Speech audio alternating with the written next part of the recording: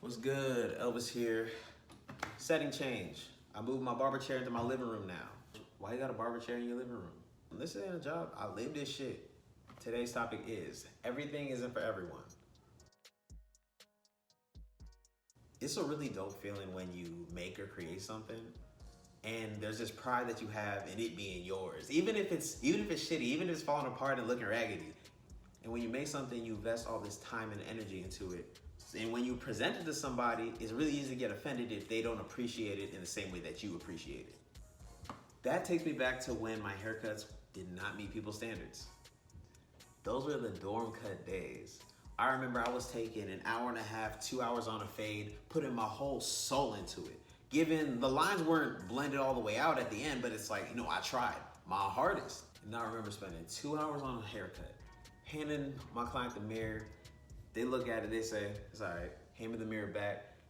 And they said it's all right, but I could see in their eyes, they meant, this ain't it. Back then I had a lot of one-time clients. And if I cut you in 2017 or before, I just wanna say I'm sorry. But at the same time, to make an omelet, some eggs gotta get cracked, you feel me? Like, it had to happen. It was gonna be somebody. There was a lot of people I cut only one time, but I did have a handful of regular clients back then. They didn't tell me then, but they've told me since that they didn't really like the haircuts, they just liked me. Yeah, the haircuts weren't good. They just rocked with me. So then we became friends and I'm just like, thank God. Cause otherwise I would have had no clients. I guess that just shows you that for a barber, personalities are deeming quality. That's cool. At that time, I wasn't a barber for everyone. If you wanted a quality cut, I could help you, but if you low budget, I got you. So a few semesters go by, I'm getting better, so naturally, time to raise my price. For a cut, I went from 12 to 15. $3. And over that price change, I lost half my clients.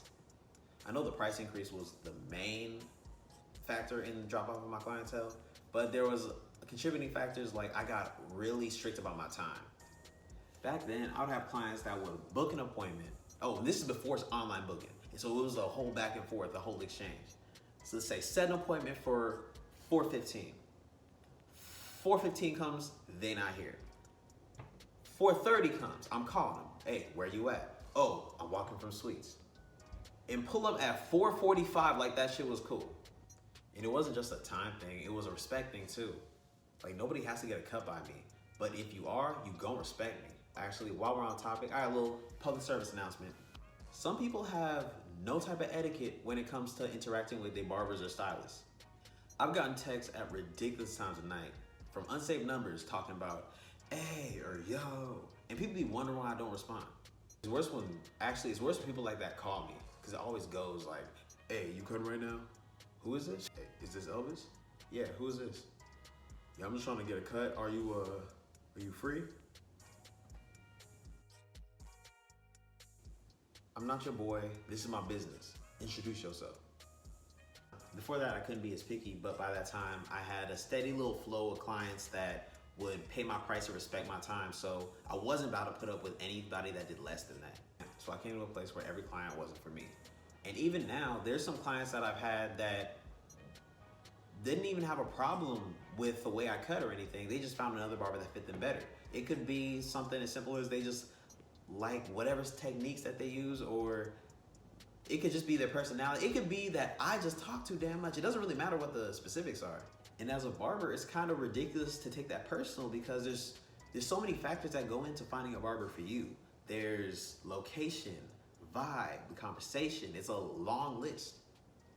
Even if I had a client that really ain't rock with me and he was like, yeah, you know Elvis? Yeah, cuss by Elvis. Yeah, he ain't shit. And tell him I said that. I can't even take that personal. Because depending on who he asks, that's not a lot. There will always be somebody somewhere that doesn't like me or something I did, and most of the time I will never, ever know about it. So why even waste the mental energy? Not everything is for everyone, but what's for you will generally gravitate to you. I'm a firm believer in the law of attraction, and my clients are a good example of that. When I had that big drop off, I was only left with clients that really rocked with me and respected me. And they attracted other clients like those. So pretty quick, my clientele was back and booming, and then I was cutting exclusively people that there was a mutual respect between us. And this is mad applicable to artists, business, relationships. Like, if you don't like me for me, guess I'm not for you. Keep it pushing. All right, that's it. Appreciate y'all tuning in. Please like, share, or comment. Till next time, Craft Over Clout, I'm out.